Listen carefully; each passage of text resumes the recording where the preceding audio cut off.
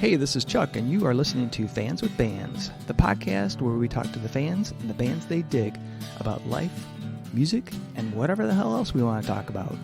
Today on Fans with Bands, we're talking to Ommnus. Check it out. There we go.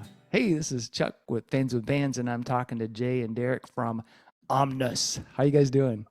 Good, man. How are you? I'm doing great, man. And we have a fan, Sam. Sam, how are you? I'm good. Thanks, Chuck. All right. Awesome. Thank you guys so much for being on Fans with Bands. I really appreciate it. We were kind of talking before we started rolling. I had heard about you guys and had checked out the music. I, love the music, love that, I'm a heavy, metal is in my heart, and, that kind of like really heaviness for a duo is, pretty incredible. But then I finally got to see you guys live. They had the Duo Fest at the Sanctuary in Hamtramck, and it was just, not that your recorded music isn't heavy, but seeing it, Right. Hearing you play it live, and seeing you guys, because you're very physical when you're playing as well. It was so cool. It was awesome. So awesome. Thanks, man. Appreciate that. Yeah, it's a different animal live, I think, and it's hard to capture that in a recording, Yeah. Especially with just the two of us, you can listen to the album and be like, sure, it's two guys. Yeah. But then when you see it live, you're like, oh, it's two guys. Right. Well, Yeah. and you really wouldn't, there's lots of things you could do, like as a duo, recording wise, to make it sound fuller and richer and all that. But it sounds like you guys didn't try to do anything crazy with the recording. And the name of it was A Single Green Light. So the album that came out in 2020, is that when it was? Yeah. It sounds like you guys tried to be faithful to what your sound is live. Definitely. We recorded live. We wanted to pretty much capture just what we are and not try to put anything that we weren't going to be in a live format on the album, because for me there's nothing worse than like listening to an album and then going and seeing the band and you're like, it's not as good as the album, so Right. or I can tell they're doing different stuff and they're not, there's all these things. So yeah, we just wanted to be, this is what we are. So that's kind of what we went with. Very cool. Yeah, we wanted to be the most authentic. We didn't want to be disappointing when you heard the album and then saw us live and it's missing all these things. Yeah. So we try to make it as full sounding as we can, but there's nothing artificial going on. It's just guitars and drums. And like Dee said, we do everything live. We play everything together. There's no metronome. So it's about as authentic as we can make it every time. Yeah, it sounds awesome. The album sounds awesome. And when I saw you guys live, I was like, yes, this is fucking really cool and heavy. Thank you. So how did you guys get started? How did the band come about? We've been talking about doing it for years. Derek and I were playing in other bands together and, always talked about doing a two-piece. And, eventually we started seeing two pieces and hearing them and being like, this is totally doable. And then quarantine happened and we had all the time in the world. And it just, it fell together. We built on it as we went as well. We've added gear and changed things around, and we're still kind of doing that. We're building and trying to evolve constantly. Yeah, definitely don't want to stay stagnant. And so we're always like, evolving as a band and a sound. But initially, yeah, we were just in other groups, and it's tough keeping, larger bands together. And, and there's a lot of issues with direction and stuff like that. And Jay and I have always been really, on the same page with music, and we've been playing together for a long time. So it's like, yeah, man, this is the time to do it. So, we just started to do it. We took that opportunity where everything was shutting down to just like really create something. So very cool. Very cool. And did you guys, Derek, your drums, Jay, guitar, both are trading off vocals. Were you doing that before in the bands you were in before previous? No. That was a big learning curve, man.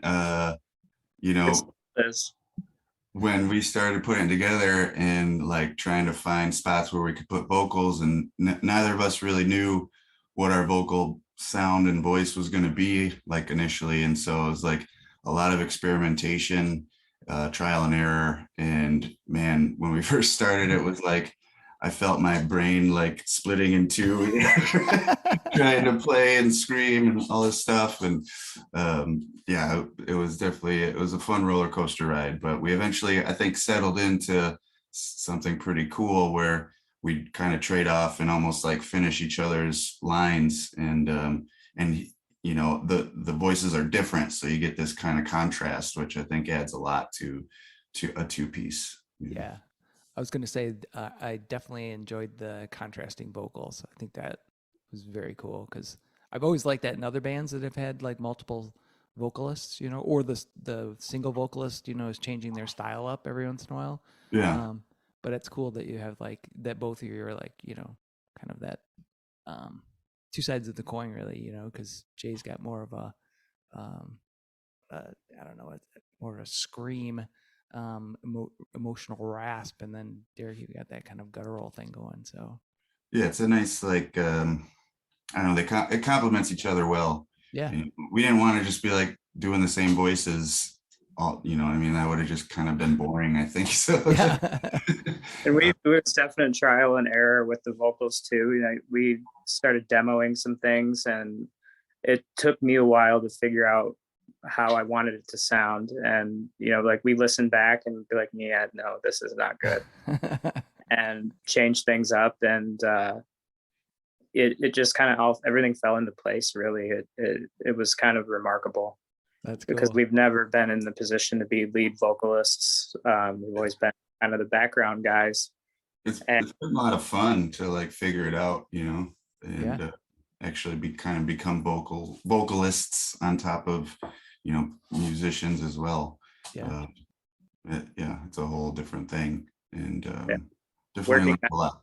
Definitely learned learned my limitations. I think we both did. Like, hey man, I can't really do anything here, so I think this is your spot.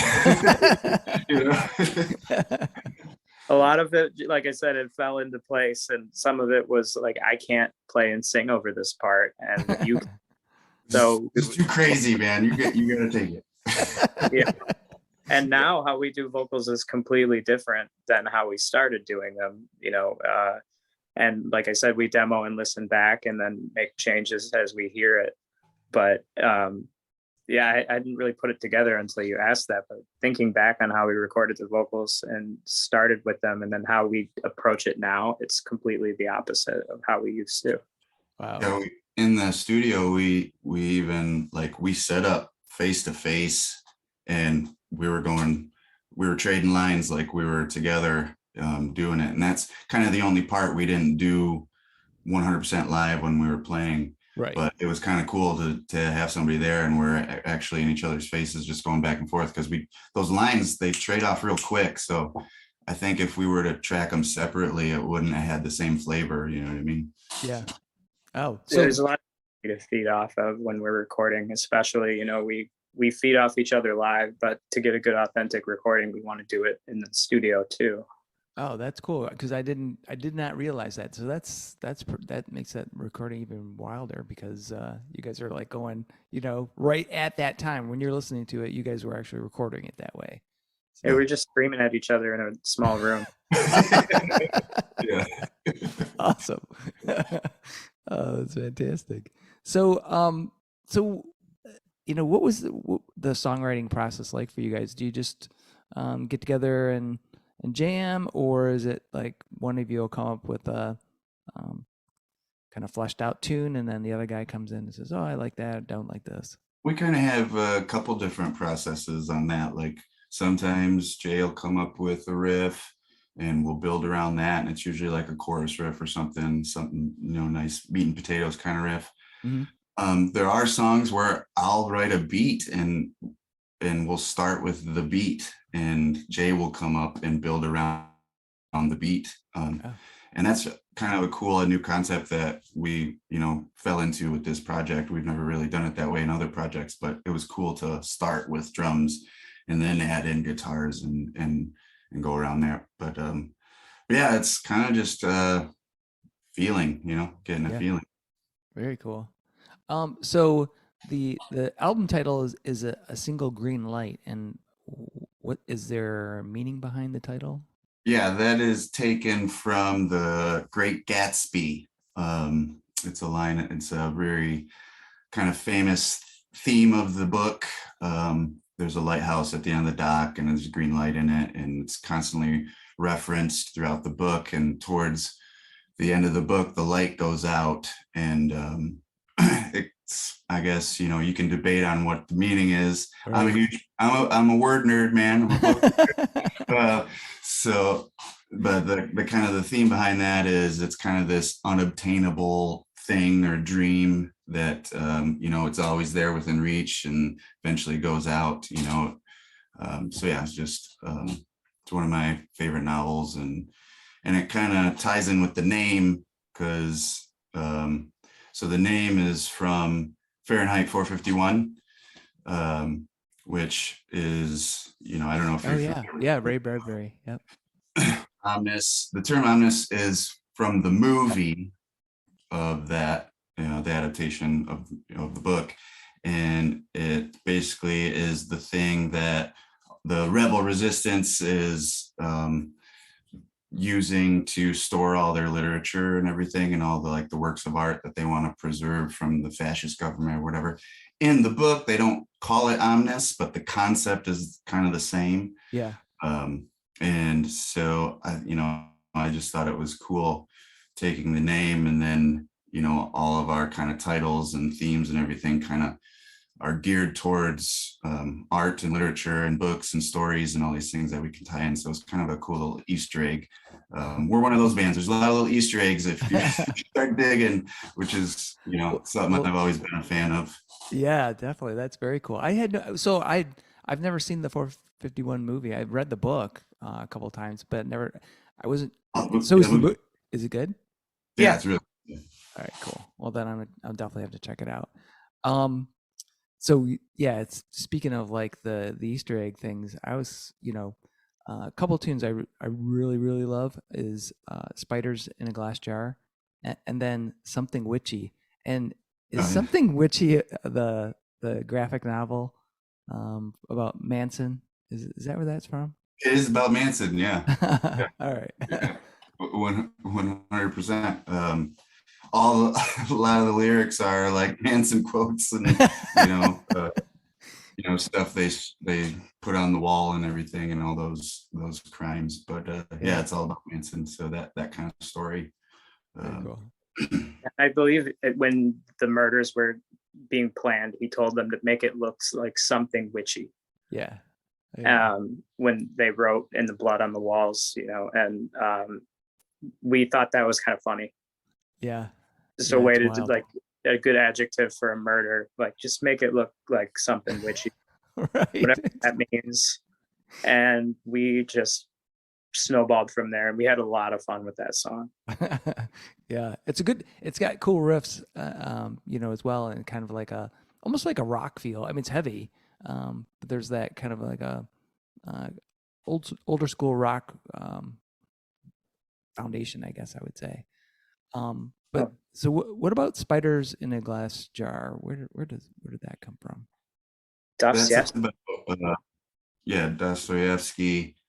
The book House of the Dead, and it's about semi-autobiographical about his time in prison, but it's technically a fiction novel, and so that song's all about that. And one of the things he talks about is in the book is being in prison is like being a spider in a glass jar, and where everybody's just tearing each other limb from limb. And that image just stuck in my brain, and I was like, oh, we gotta write a song about this. Yeah, that's awesome. That's what I kind of. I mean, other genres of music do this quite a bit, but I think metal does it the most as far as like digging into like um, either literary or um, historical events and like kind of telling that story. And it sounds like you guys are in that same mold where you like to like dig into stuff and kind of the things you're reading or watching that kind of have an impact on the music that you're making. Oh yeah, definitely. And it's like little hidden gems, is like you said, like Derek said. With metal, it's really easy to have more freedom, I feel like, in what you're doing. You don't have, every song doesn't have to be about heartbreak or have to be about this or that. It's what's striking you and how can you make it aggressive, really. Yeah. And even some of our lyrics aren't that aggressive, but it's the way we deliver them. Yeah. And it's what we draw inspiration from. Derek's a big reader, and a lot of times he'll be like, I read this book, blah blah blah, and then you got to check it out. And then I read the book, and then he's like, great, you read that, I have a bunch of ideas. Yeah, that's awesome. And it's always like, it turns into a big snowball. We go off on, like two guys that just watched a football game, but we're talking about a book that was written 100 years ago or something like that. Right. That's awesome. It's cool to be able to tell your version of somebody else's story, sort of, in a way. Yeah. That's, I think, in a lot of ways we do that, and I like to stick to that format. So these stories evolve and live on through us, and a lot of them, like the themes, and a lot of them are like timeless. You know what I mean? Like House of the Dead is about being in prison, and I'm pretty sure those thoughts and feelings can translate to now. And so it's cool to be able to tap into that. Yeah, for sure. So Fans with Bands is not just about me asking you guys questions. I'll open it up to Sam. Sam, do you have any questions for Derek or Jay? Sure, I have a question. All You right. guys have been talking about being sort of literary minded and drawing a lot of inspiration from words. I would like to know what your favorite lyrics are that you've written. What's your favorite line? Ooh, that is a great question. Wow, man, I'm Favorite line Derek wrote. What's that? It's the chorus for Something Witchy. Make it look like something wishy, is the second part, and then there's basically describing the murder on the wall, and that's something that we kind of chant. But I think that's my favorite lyrics, or Something Witchy. I'd have to say, man, I don't know. Probably the end of Something Witchy is a big one. I'm kind of like doing this. It's almost like I become Manson, and I'm like sermonizing my horde, if you will. And if you read those lyrics, it's a lot like that. And that, or Leaving a Legacy is about Genghis Khan, and the beginning lyric for that, Bloodlines. What's that? Something about the step, right? Yeah, Bloodlines in the Steppe, work a mighty blade, tribes of endless war, taking souls back to the hell they made. That just the flow of that, I always love that. And so that's probably up there too. Yeah, that's another great song too, because I not too long ago listened to this podcast. This guy does this. It's super long. Like these episodes are like hours long, but it's called It's something about lost civilizations. So talks about, like, there was this one I would listen to about India, which I had no idea, like the different influences that had tried to rule.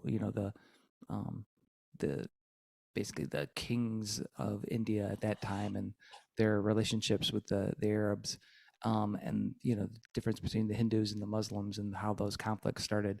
But they do a great one about Genghis Khan and his whole legacy, which you know a few things about Genghis Khan, but holy crap! I mean, just the dude was prolific. Like, he had so much influence on so many things we don't even know about.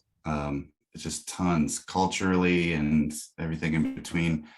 And yeah, again, I read this book on him.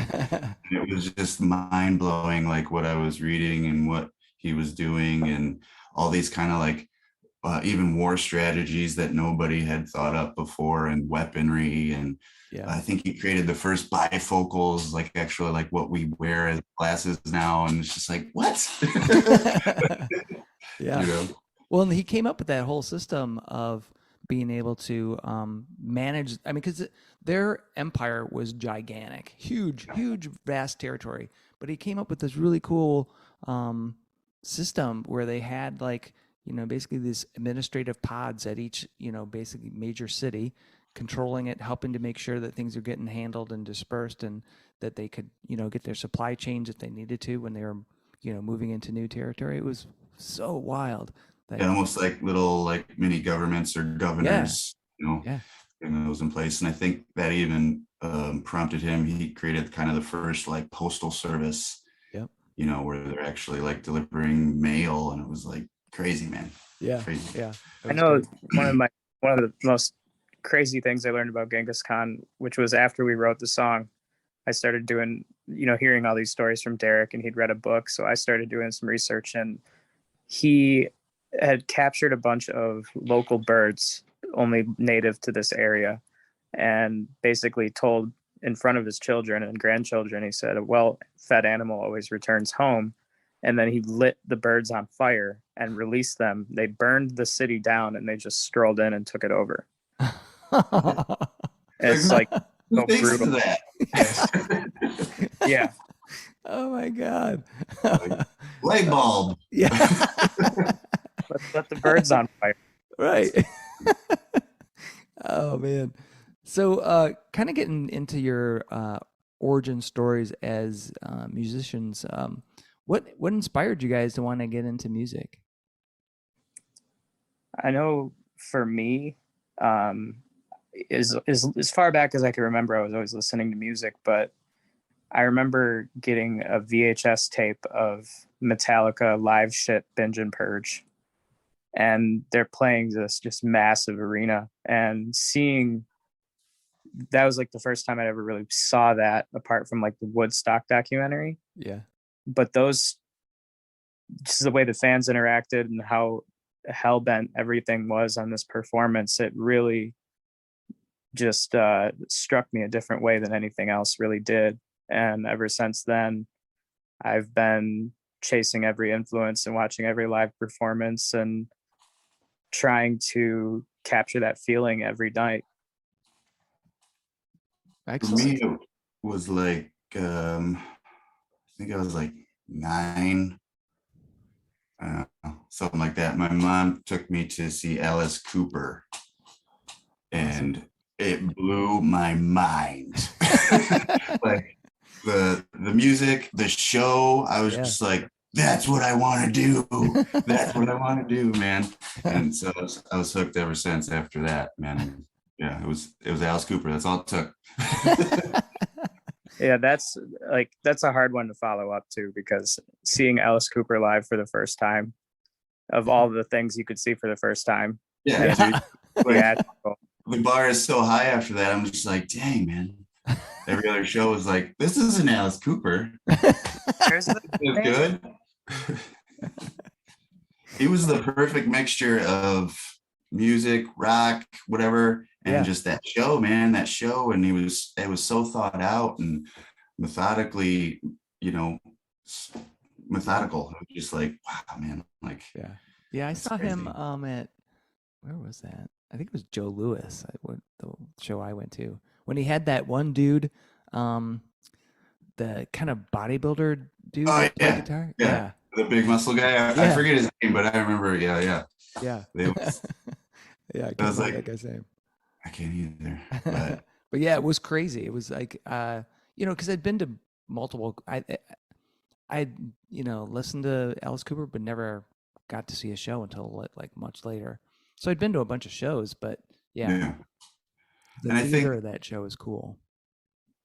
and I don't, I think maybe not so much for like some older people, but a lot of younger people, they they probably don't appreciate the music. They just think it's kind of this gimmick. But man, some of those early records, like listen to the music, it's good. It's Oh really yeah. good.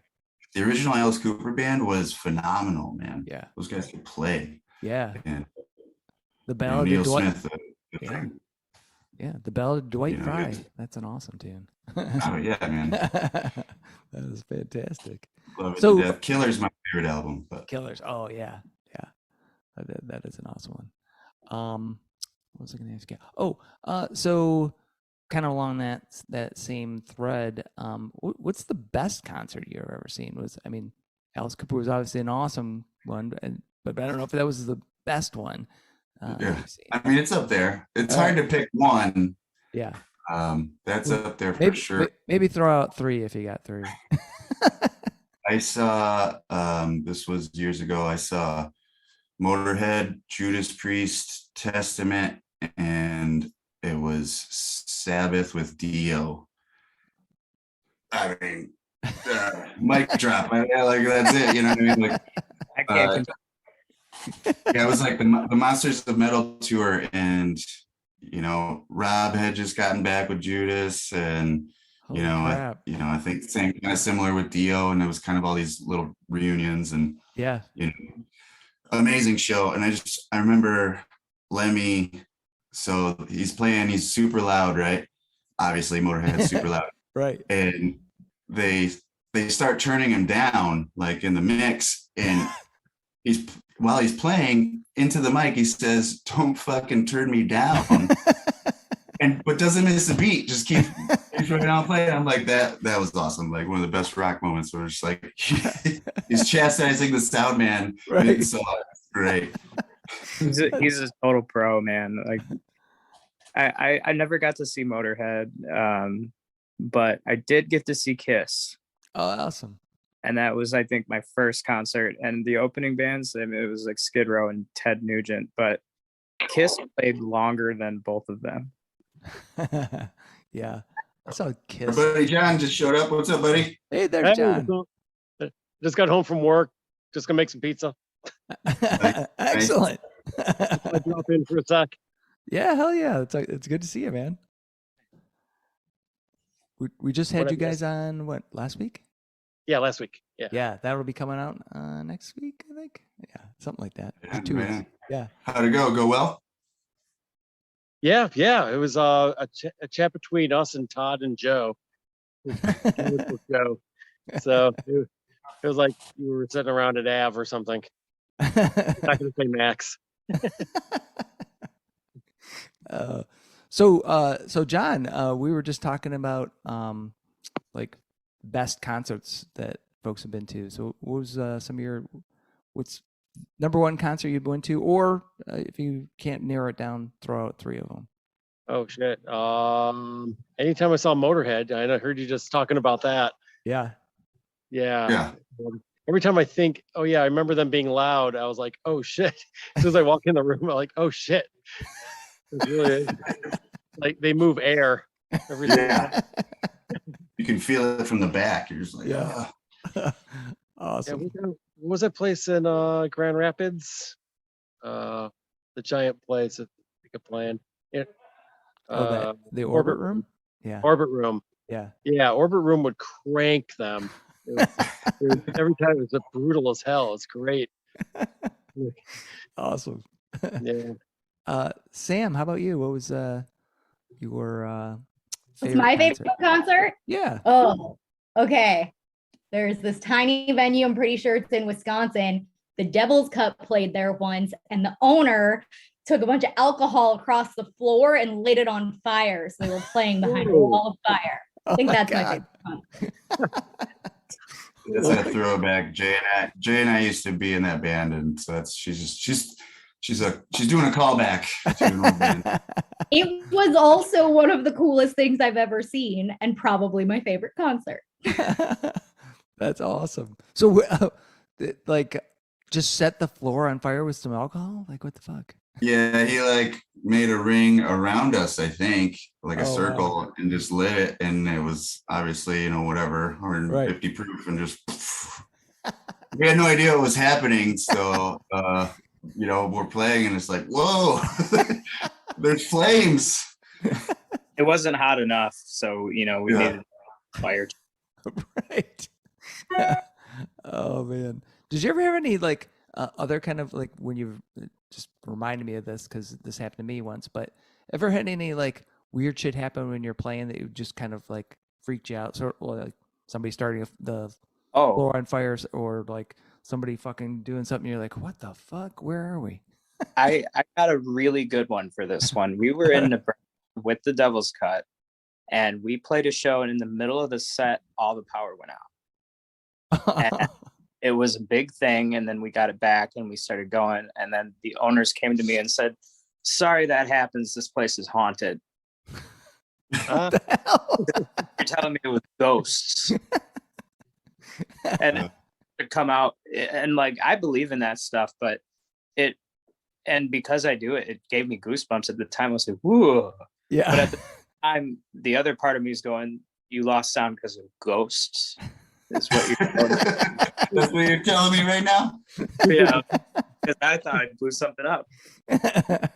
Oh, For man. me, so Jay and I used to play with a guy, and but Jay wasn't on this particular tour. I can't remember why. I don't think he could do it.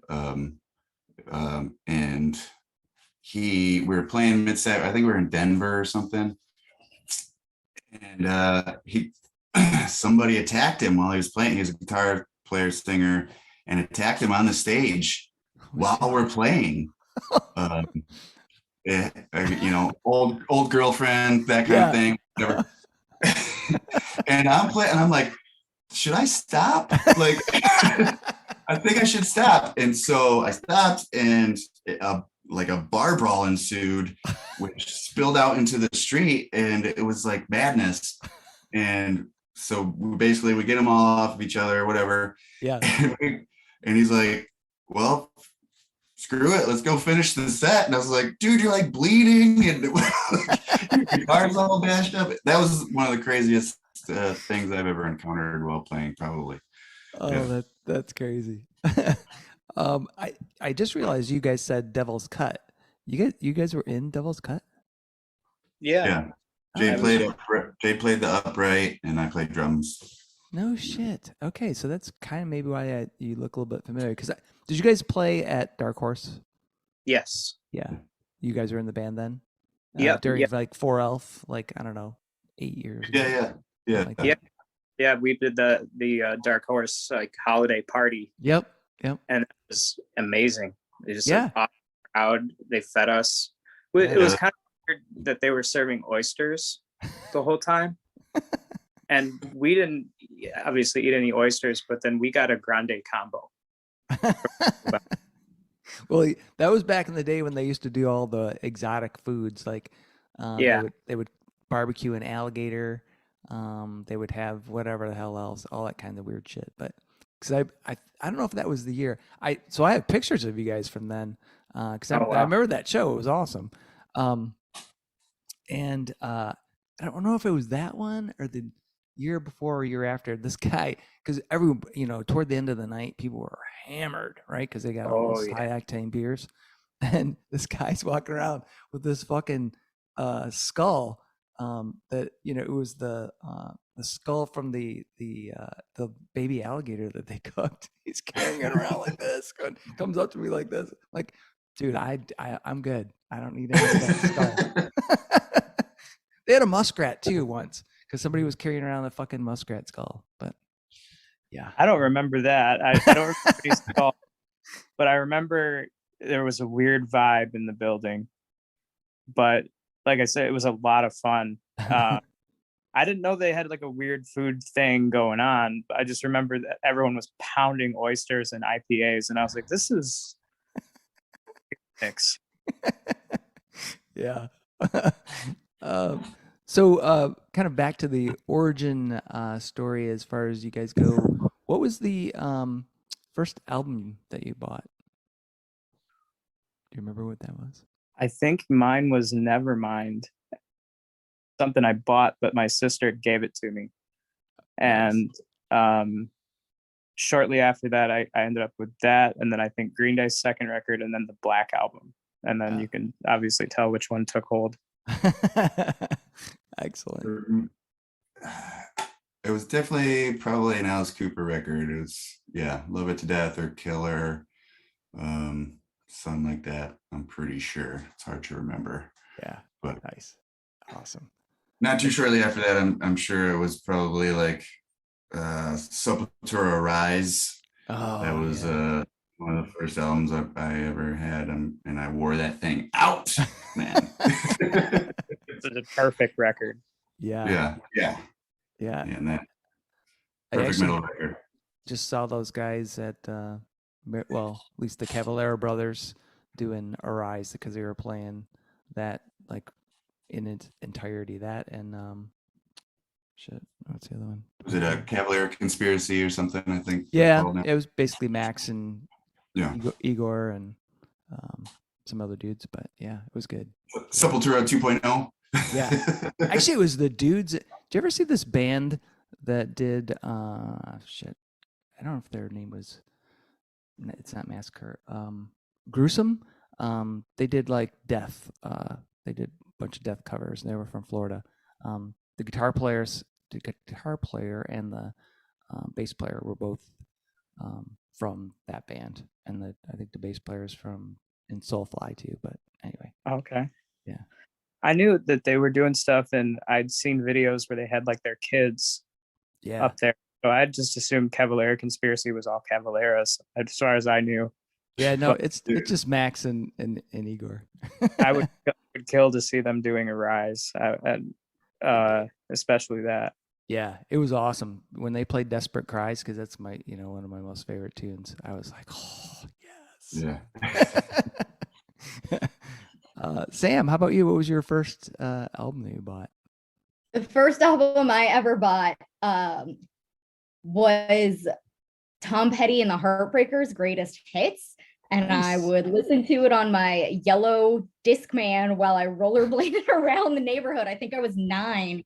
And I saw Last Dance with Mary Jane's Last Dance, the music video on MTV in my sister's room with it. If you're familiar with the video, right, the whole storyline, he has this like dead woman that he's like taking around and like interacting in these weird situations with her, and at the end he throws her body in the ocean and he leaves, and then she washes back up on shore and she opens her eyes and she wasn't dead. And at 9 years old I was like, I don't know what this is, but I'm obsessed with it. He had that other video that was like Alice in Wonderland too, and I remember being freaked out of Tom Petty videos. Now I'm gonna have to go back and watch it, because I just remember liking the tune and kind of maybe zoning out for the whole fucking video, because I was like, saying when you were talking about that, like, there was a dead woman in that thing. Yeah, I don't remember, but I'm like, well, that's totally believable. You wouldn't think it, but like, listening to Tom Petty, but he had the weirdest music videos. They were totally trippy. They were really trippy.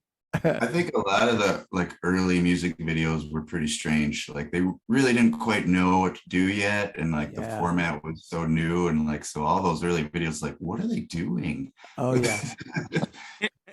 Yeah, those the one I really remember. Do you remember the band Delight? Groove is in the Heart. It's yeah. Oh my god, because I was tripping at the time, and that fucking video is woo. I'm like, what the fuck? This is awesome. I can feel breath. Oh man, oh Lord, too many good memories. So if you guys could play anywhere in the world, with any other bands, where would you like to? Where would your musical pilgrimage be? Where would you like to take the band? Maybe I've always wanted to go to Gothenburg, Sweden. A lot of bands I like are from out of there, and Entombed, At the Gates, to name a couple. Mm-hmm. Getting to play there with like a heavy local, like I say, At the Gates, would be incredible. To me, that's that was, the metal that really changed how I wrote and created music, and getting to go to like where it all started, because there's a bunch of bands that were all like, a lot of metal nerds know this, but like they would say that's a Gothenburg sound. Yeah. And it was really popular, in the 2000s, when all those metalcore bands were coming out. A lot of them were doing very similar things. So it was just like an amazing time. Yeah. Yeah. I was the like couple out. So, obviously an old dude. And so when I was listening to metal, it was like Priest, Maiden, Black Sabbath, and then kept progressing. I got into Angel Witch, and then was into that kind of stuff, and then played in the band for a little while. And then a friend of mine gave me 2 albums, and one was At the Gates. I always blank out on the name. It's got the red hand on it. The Terminal Spirit Disease. Yeah, Terminal Spirit Disease, and then Carcass, the heart song, and man, holy crap, that was so good. I was like, that was the first time I ever got into like seriously heavy music. And then I had to go back and like listen to some other stuff, because when like still in a band, like death metal was coming around, and I really didn't get it. I was like, I didn't understand like Cannibal Corpse, and I dig like Cynic, and I thought Suffocation was awesome, and saw bands like that.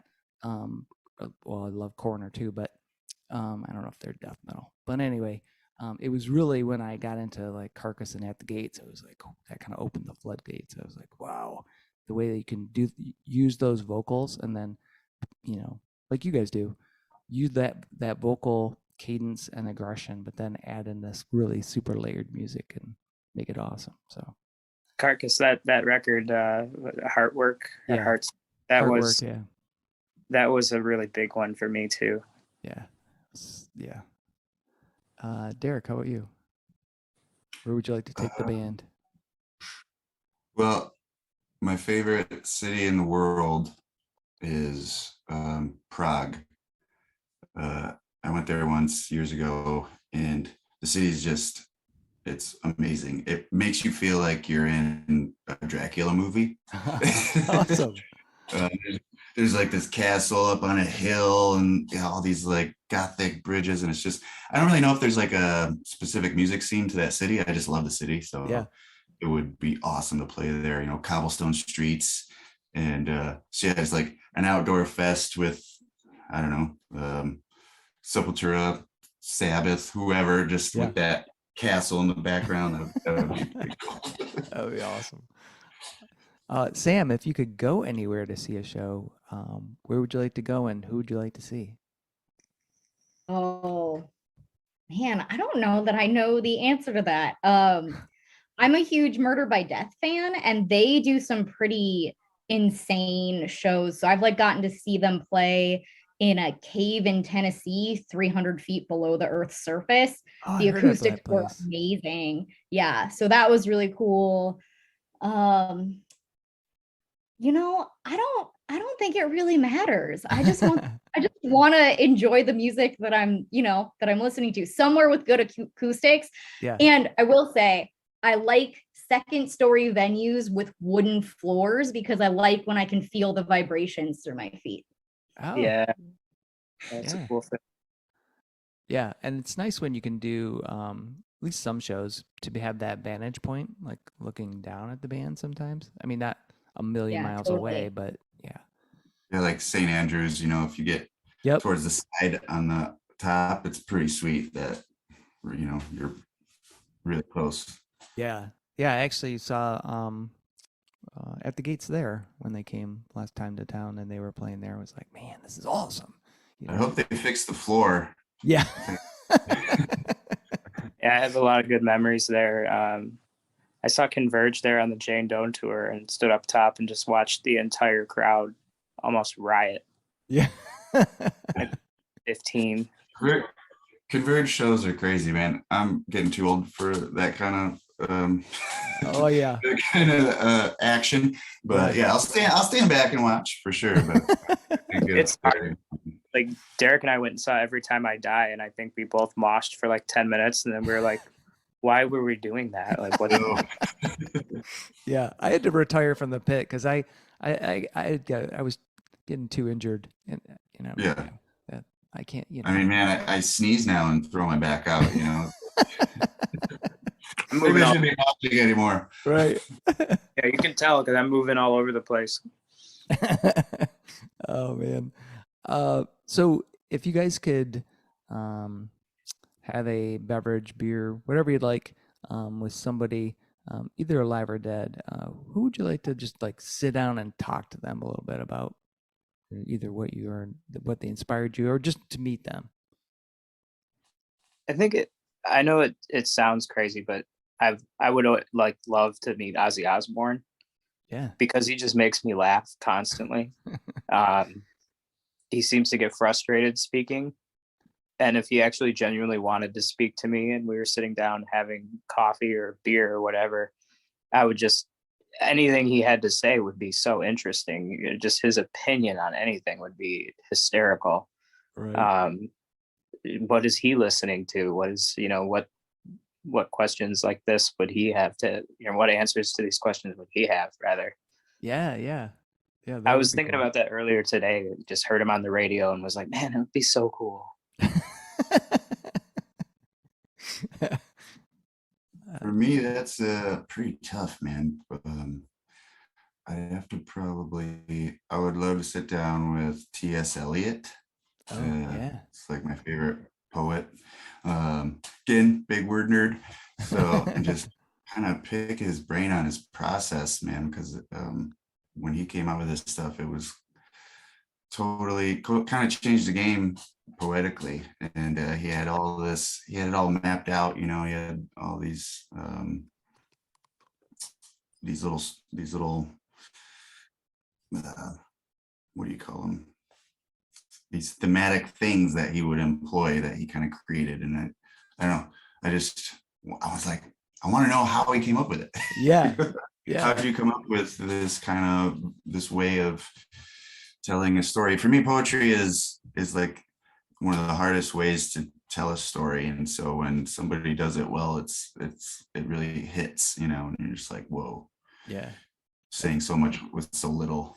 Right. Yeah, that's true. Because I mean, with short stories, novels, I mean, you got plenty of words to put out there to get express your ideas and get those. I mean, obviously it gives you much more freedom to do more. But yeah, poetry, it's baffling to me that people can create those mental images for you with just a few lines, right? Yeah, man. And you're just It's powerful. It's powerful, right? When it's like, Yeah. whoa. Yeah. I'm really, yeah.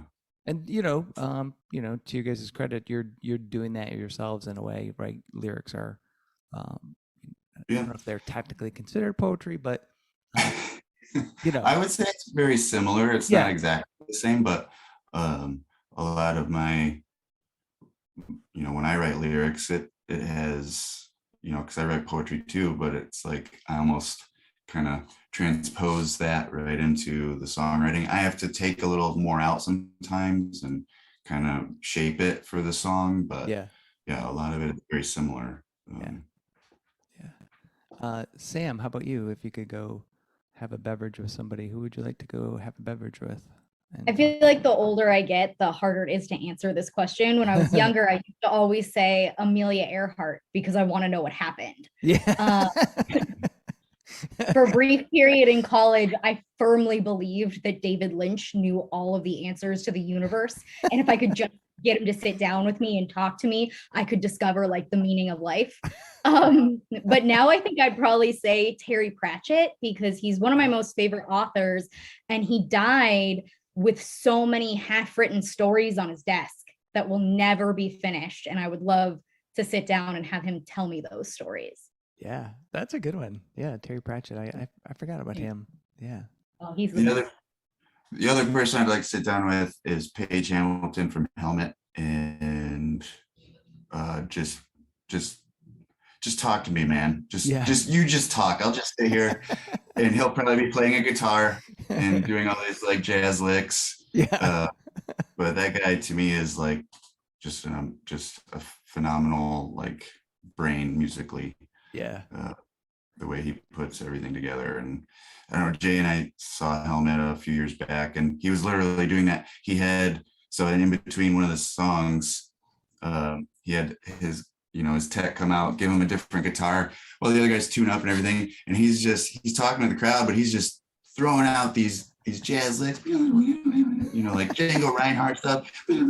Talking about, hey, so Detroit, yeah, your Lions stink, right? Blah, blah, blah.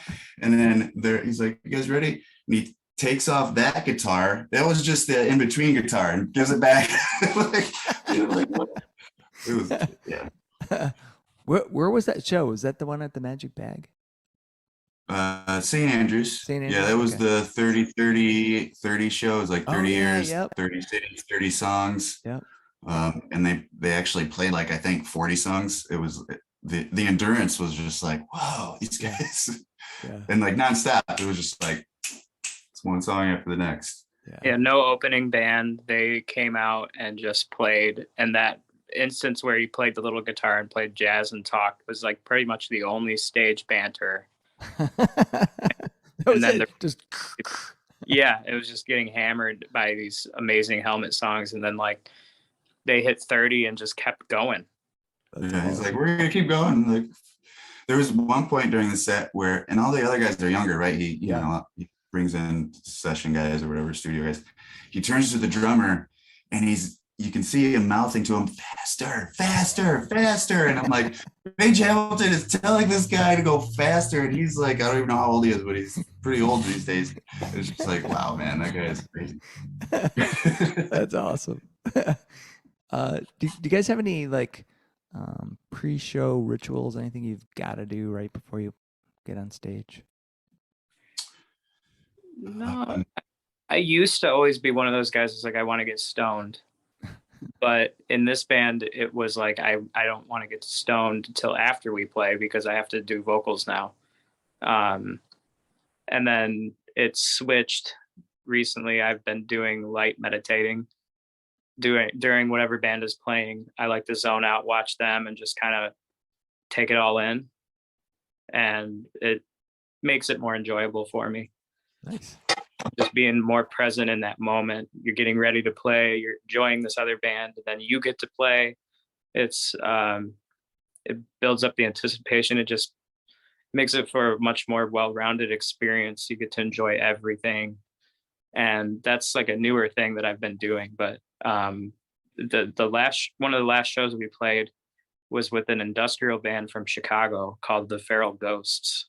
Oh. And not like our particular cup of tea, but they were so incredible. I mean, like there were a couple times we looked at each other like shocked at what they were doing. Because an industrial band actually play all the music. Wow. And that was one experience where it was like, I'm just going to enjoy this band, zone out. Yeah. And then you get to play, which is a bonus. Yeah. I sort of have a kind of a routine, where part of that is setting up my kid. And there is a point, like probably, I don't know, 20 minutes before we play where I kind of have to go be alone, and I'll do, some drum cadences and stuff. And sometimes I'll put on ankle weights, which I learned from Gene Hoglan. He does that to get warmed up with his feet. And so yeah, just being alone for about 10 or 15 minutes before we play is getting that zone, Yep. Yeah. I can definitely see that. So, well, guys, I really appreciate you being on Fans with Bands. Yeah, man, it's a lot of fun. Thanks for having us. Yeah, I can't thank you Appreciate enough. you. Yeah. I just have one last question. This is a question that could, hopefully it won't create division in the band or create chaos and confusion for all the fans, but pineapple or no pineapple on pizza? It depends on the pizza, really. If you got a lot of salt going on, it's a good breaker upper. But typically, if I'm ordering pizza, I'm just going to go hard on the cheese. All right. Excellent. I don't really go, land any particular way. I'm good with either. It's kind of like I won't order it, but if you do, I'll eat it. For sure. Yeah. Good way. I'm not going to order it, but you know, If it's if you there. eat it. Excellent. And Sam, how about you? My all-time favorite pizza is mushroom, black olive, and pineapple. It sounds disgusting, but it's incredible. You know, that does sound. So I am typically, I'm not sweet and savory. So I won't order pineapple, and I really don't like it at all. If it's on there, I probably would not eat it. But that actually sounds pretty good to have it with the olives, because I can think of that saltiness. Like you were saying, Jay, that saltiness, maybe a little bit of sweet. Yeah. Nice. I've had one of those olive and pineapple pizzas, and it is really good. All right. Well, I may have to broaden my horizon, not just shut down and go, no. A little Just bit. be open to the pineapple. That's right. Get someone else to buy it. Then So anyway. you can save face later, like I didn't get it, man. Yeah. Again. Awesome. Well, thanks again, guys, for being on Fans with Bands. Really appreciate Thank it. you. Yeah, man. Thank you. Yeah, cool. Thanks to Derek, Jay, Sam, and John for joining me in this episode of Fans with Bands.